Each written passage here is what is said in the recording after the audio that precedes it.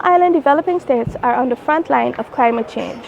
With limited resources and economies highly dependent on tourism, agriculture, and fishing, industries that are highly vulnerable to climate impacts.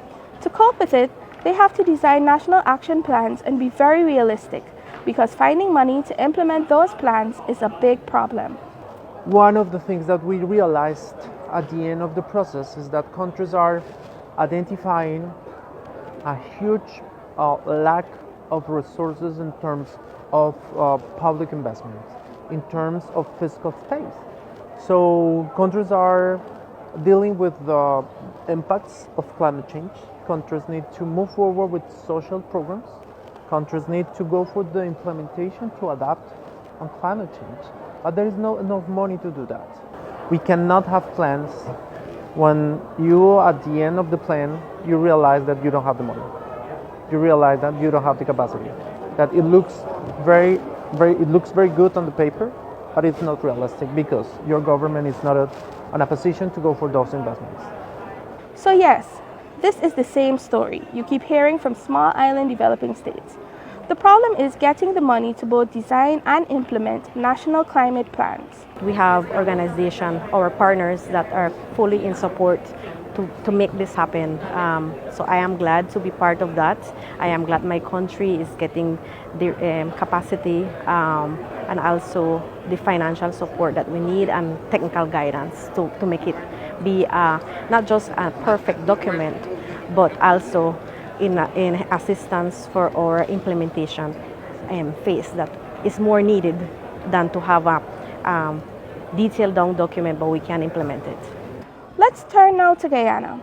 When it developed its first national climate plan some 10 years ago, it was among the poorest nations in Latin America and the Caribbean.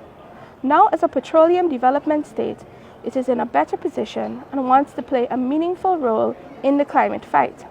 And it's doing so through the low carbon development strategy. Over the last 3 years or so, our GDP has grown by over 40% because we're now a new entrant into the oil and gas producing countries.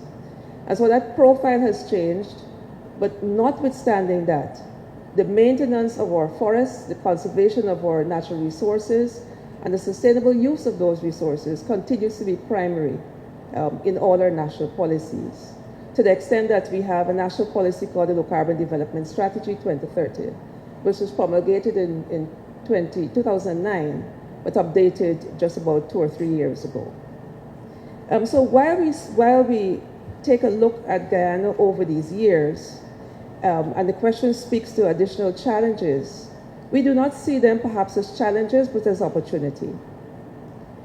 Because given the picture I just shared with you, it means that still, it's not with regard to additional, but it means that there is need for even continual upgrade of our technical capacity to be able to do the reporting, to ensure that across the various sectors, we're able to quantify the greenhouse gas emissions, we're able to implement those targets that we've set in our NDC, and ensure that with regard to this implementation across all sectors, energy, transportation, agriculture, forestry, and so on, that they are being implemented in accordance not only with our national policies, but with regard to the UNFCCC requirements.